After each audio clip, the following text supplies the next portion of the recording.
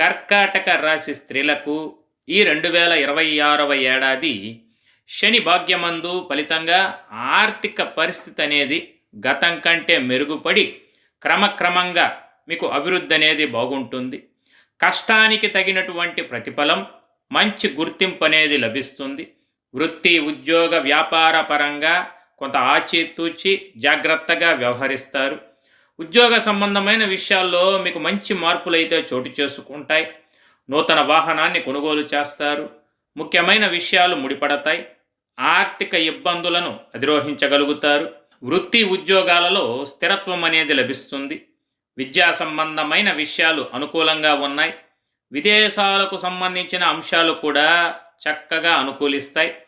పోటీ పరీక్షల్లో విజయం సాధిస్తారు. ఈ వీడియో గురించి పూర్తి సమాచారం కొరకు కింద కనపడుతున్న లింక్ని క్లిక్ చేసి చూడగలరు.